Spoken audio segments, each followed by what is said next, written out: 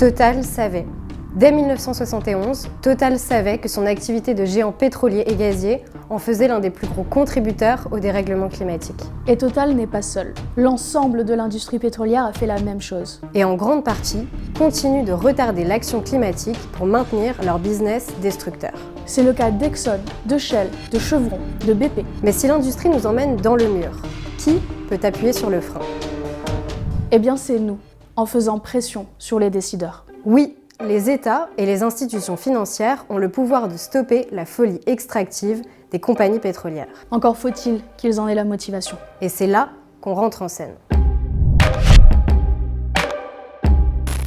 Commençons par le nerf de la guerre, l'argent. Sans le soutien des banques, Total n'a pas du tout les moyens de lancer ces nouveaux projets polluants. Mais les 60 plus grandes banques du monde ont investi 3 800 milliards de dollars dans le gaz, le pétrole et le charbon entre 2016 et 2020. Et parmi elles, les banques françaises BNP Paribas, Crédit Agricole et Société Générale arrivent respectivement à la 4e, 11e et 12e place au classement des plus grands financeurs privés d'énergie fossile en 2020. Elles ont financé les projets de Total à hauteur de 16 milliards en 5 ans, sans même parler des achats d'actions.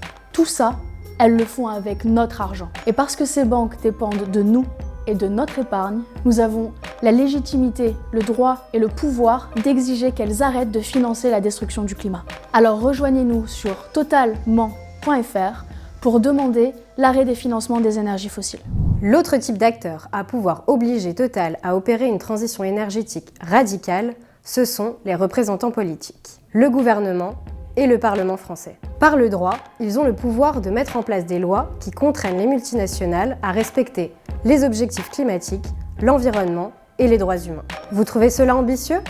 Nous aussi. Mais ces lois sont nécessaires. Et en France, 85% des citoyens, selon un récent sondage, y sont favorables. Vous trouvez cela trop idéaliste?